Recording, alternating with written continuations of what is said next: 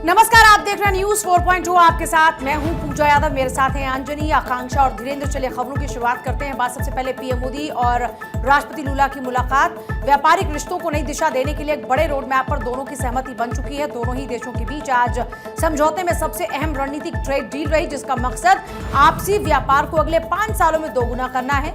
मोदी और लूला ने माना कि भारत और ब्राजील जैसी उभरती इकोनॉमीज के बीच सहयोग न केवल दोनों देशों के लिए बल्कि पूरी दुनिया की स्टेबिलिटी के लिए जरूरी है। और इस बैठक में द्विपक्षीय व्यापार की बाधाओं को दूर करने पर भी विस्तार से चर्चा हुई है। ऊर्जा और कृषि के क्षेत्र में आज एक ऐतिहासिक करार हुआ है। भारत और ब्राजील ने मिलकर एथेनॉल उत्पादन और बायोफ्यूल तकनीक को साझा करने के समझौते पर मुहर लगाई है। ब्राजील एथेनॉल तकनीक में दुनिया का लीडर है और अब वो भारत को अपनी एडवांस टेक्नोलॉजी देगा, जिससे भारत में पेट्रोल पर निर्भरता कम हो जाएगी और किसानों की आमदनी बढ़ेगी। इसके अलावा दोनों देशों के बीच दाल और खाद्य तेलों के व्यापार को लेकर भी बड़ा समझौता हुआ है, जिससे भारत में महंगाई को काबू करने में मदद मिलेगी।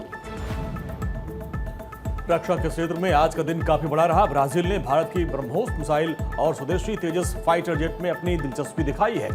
सूत्रों के मुताबिक रक्षा सहयोग को बढ़ाने के लिए एक ज्वाइंट वर्किंग ग्रुप बनाने पर सहमति बनी है, जो आने वाले समय में रक्षा उपकरणों के साझा उत्पादन का काम करेंगे। और साथ ही अंतरिक्ष के क्षेत्र में इसरो और ब्राजील की स्पेस एजेंसी के बीच उपग्रह डेटा शेयरिंग और नए सैटेलाइट लॉन्च करने को लेकर भी अहम समझौता हुआ। बैठक के बाद साझा प्रेस बयान में प्रधानमंत्री मोदी ने ब्राजील को भारत का एक अटूट मित्र बताया। उन्होंने कहा कि व्यापार से लेकर तकनीक तक हमारी साझेदारी अब एक नए युग में प्रवेश कर चुकी है। वहीं राष्ट्रपति लूला ने G20 की अध्यक्षता के दौरान भारत के नेतृत्व की सराहना की और कहा कि ग्लोबल साउथ के देशों को एक साथ मिलकर दुनिया की आर्थिक नीतियां तय करनी चाहिए। शाम के इस अपडेट के बाद यह साफ है कि लूला दा सिल्वा का ये दौरा भारत ब्राजील के रिश्तों में एक बड़ा मील का पत्थर साबित होने वाला है। गृहमंत्री अमित शाह ने शुक्रवार को असम के कछार जिले में एक बड़ी जनसभा को संबोधित किया। कांग्रेस पर जमकर निशाना साधा और कहा कांग्रेस के शासनकाल में देश की सीमाएं पूरी तरीके से खुली छोड़ दी गई थी, जिसकी वजह से असम में घुसपैठ की समस्या काफी गंभीर हुई। उन्होंने जोर देकर कहा कि बीजेपी सरकार ने इस पुरानी समस्या से सख्ती से निपटने का काम किया। शाह के मुताबिक बीजेपी ने न सिर्फ सीमाओं को सुरक्षित किया बल्कि घुसपैठियों के खिलाफ कड़ा रुख अपना असमिया पहचान की रक्षा भी की है। देश को सुरक्षित करने का काम सीआरपीएफ के जवानों ने किया है। मित्रों, 11-12 साल पहले इस देश में 3 बड़े हॉटस्पॉट थे जो देश की आंतरिक सुरक्षा के लिए नासूर बनकर उभरे थे। जम्मू कश्मीर, वामपंथी उग्रवाद माओवादी क्षेत्र और हमारा उत्तर पूर्व।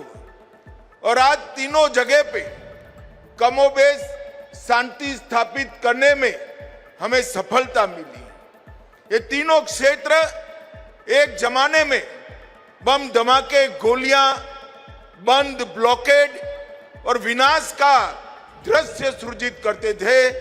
वही तीनों क्षेत्र आज देश के विकास का ग्रोथ इंजन बनकर समग्र देश के विकास को आगे बढ़ाने का काम कर रहे हैं। गृह मंत्री ने राज्य में हो रहे विकास कार्य की तुलना कांग्रेस के दौर से करते हुए चौंकाने वाले आंकड़े भी पेश किए। उन्होंने कहा कि कांग्रेस के राज में असम में विकास के नाम पर कुछ नहीं हुआ, लेकिन आज राज्य में हर दिन 14 किलोमीटर सड़क बन रही है, जो पूरे देश में सबसे ज्यादा है। शाह ने यह दावा किया कि बीजेपी सरकार ने असम को हिंसा और बम धमाकों के दौर से बाहर निकालकर प्रगति के रास्ते पर खड़ा कर दिया है। साथ ही उन्होंने इस बयान को आगामी विधानसभा चुनाव के लिए बीजेपी के सबसे बड़े चुनावी दांव के रूप में अभी उनके स्टेटमेंट को देखा जा रहा है। अपने 2 दिवसीय दौरे के दौरान गृह मंत्री अमित शाह ने कछार के नाथनपुर गांव में 6,900 करोड़ रुपए के वाइब्रेंट विलेजेस प्रोग्राम के दूसरे चरण की शुरुआत की। और इस महत्वाकांक्षी योजना के तहत देश भर में 15 राज्यों में और 2 केंद्र शासित प्रदेशों में सीमावर्ती गांवों को कवर किया जाएगा। गृहमंत्री ने बताया कि इस प्रोग्राम का मकसद बॉर्डर पर बसे गांव में शहरों जैसी आधुनिक सुविधाओं को पहुंचाना, ताकि वहां से पलायन को रोका जाए और देश की सुरक्षा और मजबूत हो सके। इन गांवों को अब आखिरी गांव नहीं बल्कि पहला गांव माना जाएगा। देश की जनता को यह भी याद दिलाना चाहता हूं, ये तीनों क्षेत्र को शांत करने में मैं नॉर्थ ईस्ट की ही बात कर लूं तो नॉर्थ ईस्ट में 700 सीआरपीएफ के जवानों ने अपना सर्वोच्च बलिदान दिया है। उसके कारण आज नॉर्थ ईस्ट में शांति प्रवर्त रही है। अमित शाह का यह दौरा असम की राजनीति में हलचल मचाने वाला साबित हो रहा है। एक तरफ जहां पर भी विकास योजनाओं की झड़ी लगा रही हैं, तो वहीं दूसरी तरफ कांग्रेस की घेराबंदी करने का कोई मौका नहीं छोड़ रही है। शाह ने स्पष्ट किया कि केंद्र और राज्य की डबल इंजन की सरकार असम को देश का सबसे विकसित राज्य बनाने के लिए प्रतिबद्ध है। कछार से शुरुआत शाह का यह मिशन अब गुवाहाटी तक पहुंच जाएगा, जहां वे पार्टी के वरिष्ठ नेताओं के साथ में चुनावी रणनीति पर अंतिम मुहर भी लगाएंगे। मुख्यमंत्री योगी आदित्यनाथ ने आज लखनऊ में आयोजित एक भव्य कार्यक्रम के दौरान यूपी को 2,51,000 किसानों को प्रधानमंत्री फसल बीमा योजना के तहत में 285 करोड़ रुपए की क्षतिपूर्ति राशि वितरित की किसानों को। और सीएम योगी ने रिमोट का बटन दबाकर यह सहायता राशि सीधे उनके बैंक खाते में डीबीटी के तहत में ट्रांसफर की और कहा कि प्राकृतिक आपदाओं से किसानों को होने वाले नुकसान की भरपाई करना सरकार की प्राथमिकता है। और यह राशि उन किसानों को दी गई जिनकी फसलें पिछले खरीफ सीजन के दौरान में बेमौसम बारिश या फिर अन्य आपदाओं के कारण से खराब हो गई थी। इस कार्यक्रम के दौरान सीएम योगी ने सिर्फ फसल बीमा ही नहीं बल्कि मुख्यमंत्री कृषक दुर्घटना कल्याण योजना के तहत भी बड़ी मदद दी। उन्होंने 3,500 लाभार्थी परिवारों को 175 करोड़ रुपए की सहायता राशि प्रदान की।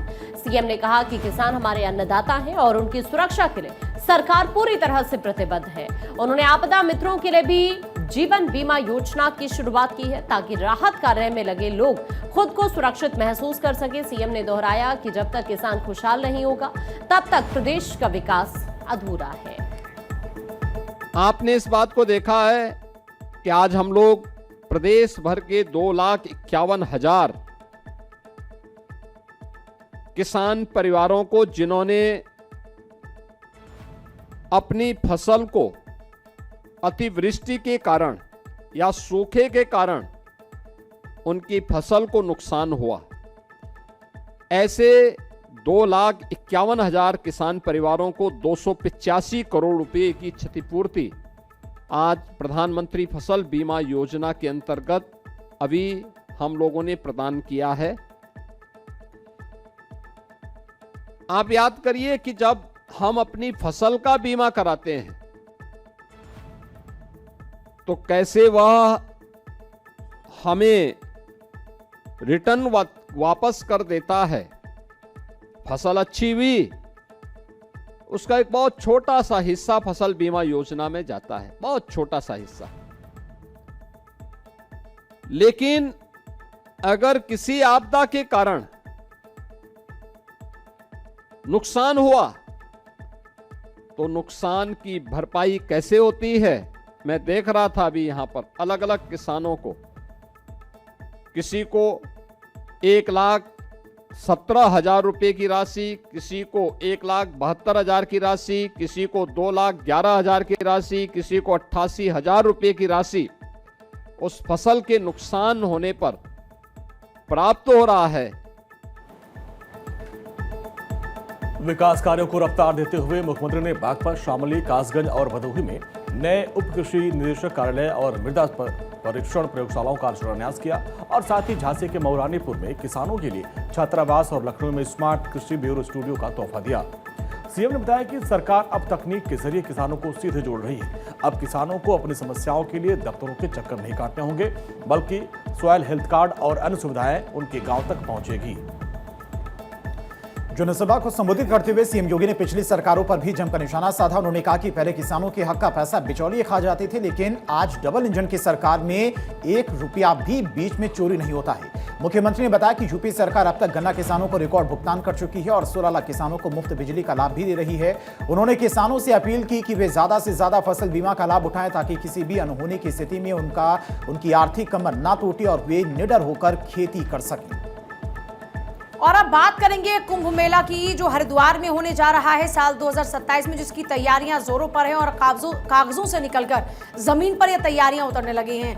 मुख्यमंत्री पुष्कर धामी ने आज कुंभ मेला नियंत्रण भवन पहुंचकर मेले से जुड़े बड़े इंफ्रास्ट्रक्चर प्रोजेक्ट्स की बारीकी से समीक्षा की।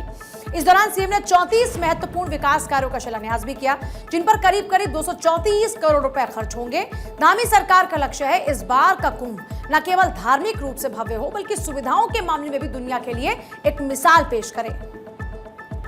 इन विकास कार्यों में श्रद्धालुओं की सहूलियत का खास ख्याल रखा गया है। 234 करोड़ रुपए की लागत से नए घाट का निर्माण, सड़कों का चौड़ीकरण और परिवहन व्यवस्था को बेहतर बनाया जाएगा। इसके अलावा पेयजल सुविधाओं को मजबूत करने और यात्रियों के रुकने के लिए स्थायी बुनियादी ढांचा तैयार करने पर भी जोर दिया जा रहा है। सरकार का दावा कि ये प्रोजेक्ट सिर्फ कुंभ मेले तक सीमित नहीं रहेंगे, बल्कि ये हरिद्वार शहर के स्थायी विकास की नींव रखेंगे, जिससे स्थानीय लोगों को लंबे समय से फायदा मिलेगा। तो अब इसको हरिद्वार को लेकर सारी तैयारियां कर ली गई हैं और हरिद्वार कुंभ मेला 2027 की तैयारियों ने रफ्तार पकड़ ली है और सीएम धामी ने 234 करोड़ के विकास कार्यों का शिलान्यास किया है। 34 महत्वपूर्ण विकास कार्यों पर आज से शुरू हुआ काम। नए घाटों का निर्माण, चौड़ी सड़कें, मजबूत पेयजल व्यवस्था, भव्य और दिव्य कुंभ के लिए समय सीमा में पूरे होंगे काम। कुंभ के बहाने हरिद्वार के बुनियादी ढांचे का होगा कायाकल्प। मुख्यमंत्री खुद कर रहे प्रोजेक्ट की प्रगति की मॉनिटरिंग।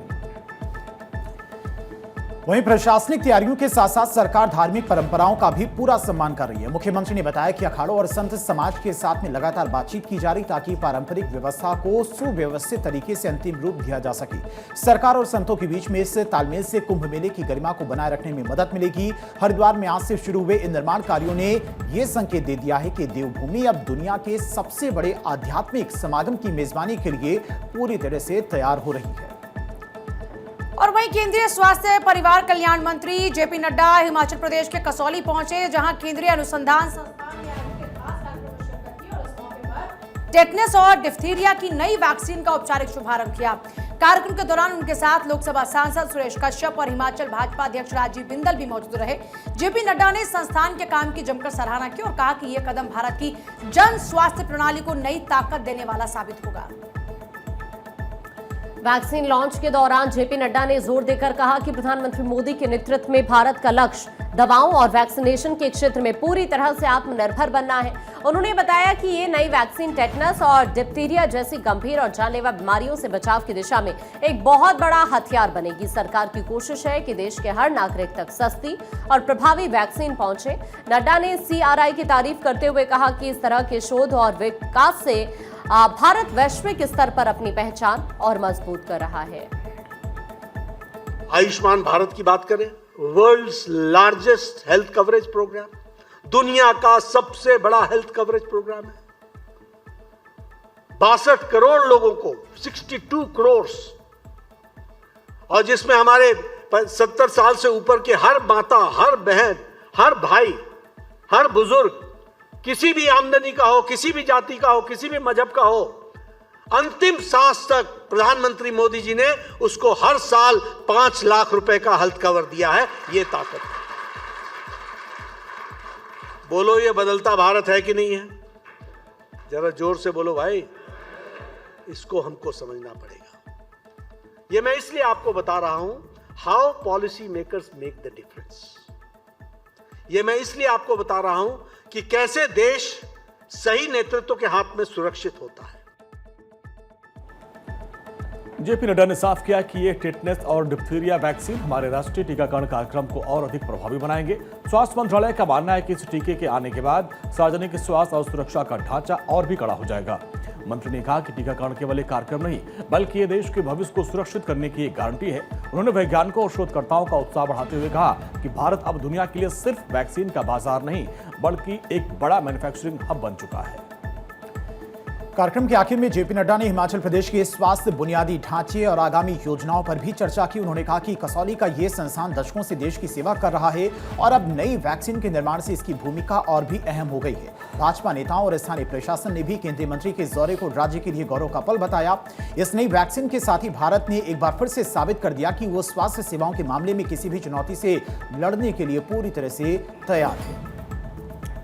देखिए, पीएम मोदी 22 फरवरी को मेरठ के शताब्दी नगर स्टेशन से पूरे 82 किलोमीटर लंबे दिल्ली मेरठ RRTS कॉरिडोर का उद्घाटन करेंगे।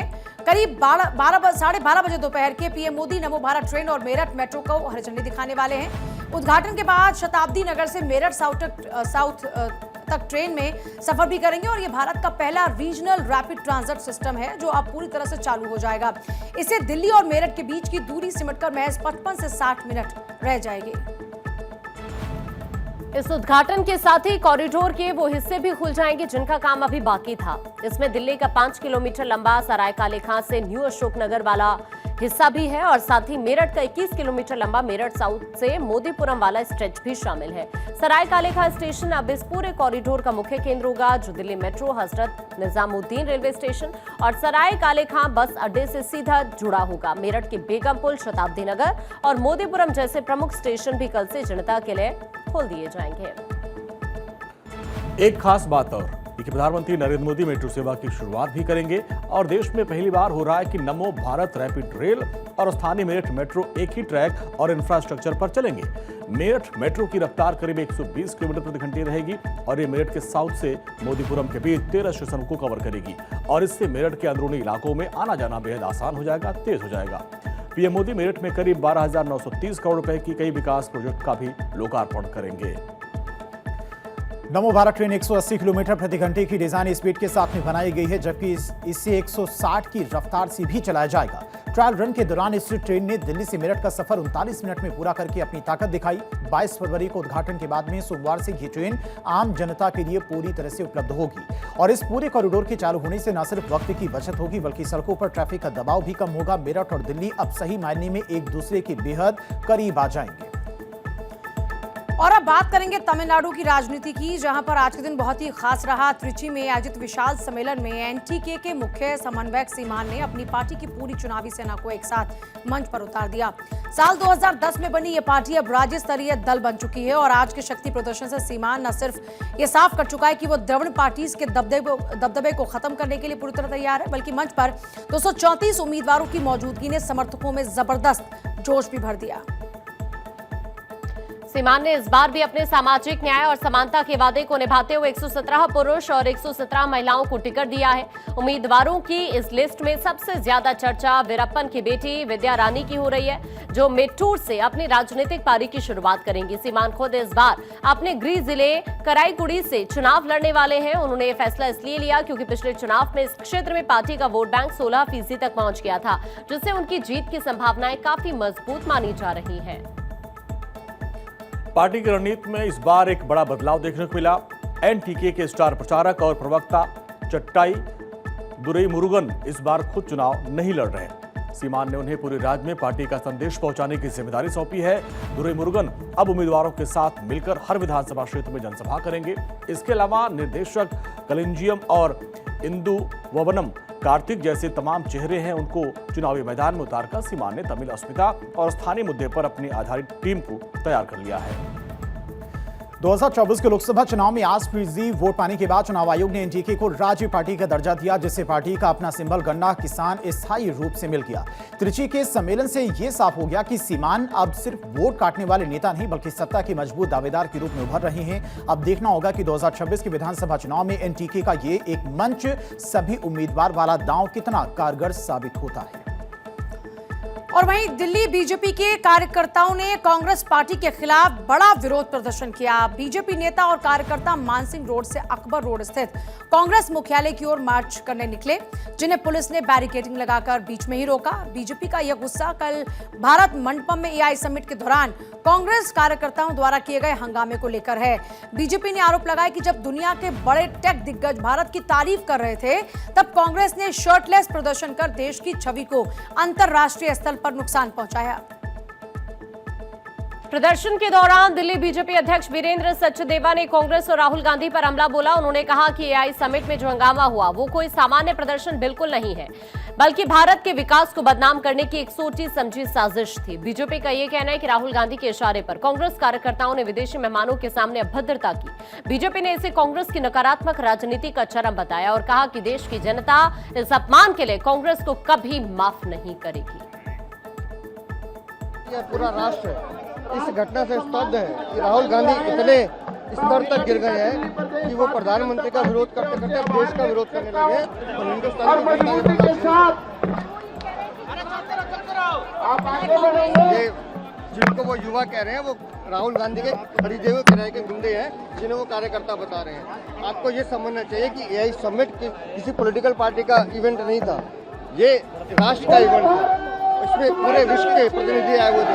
तो आप क्या दिखाना चाहते हैं? आज राष्ट्र प्रगति कर रहा है, पूरा विश्व भारत की ताकत को मान रहा है और अब इस तरह की हरकत करके ये दिखाना ये एक तरह से हमने कहा ना कि राष्ट्र की साख को बट्टा लगाने की कोशिश की है, जिसका विरोध करते हैं। बीजेपी के इस प्रदर्शन में शामिल कार्यकर्ताओं ने राहुल गांधी के खिलाफ जमकर नारेबाजी की और उन्हें देश की छवि बिगाड़ने वाला नेता बताया। भाजपा का तर्क है कि एआई समिट किसी पार्टी का कार्यक्रम नहीं बल्कि पूरे देश का गौरव था, लेकिन कांग्रेस ने अपनी संकीर्ण राजनीति के लिए इसे निशाना बनाया। भाजपा ने सवाल उठाया कि जब भारत तकनीक के क्षेत्र में नई ऊंचाइयां छू रहा है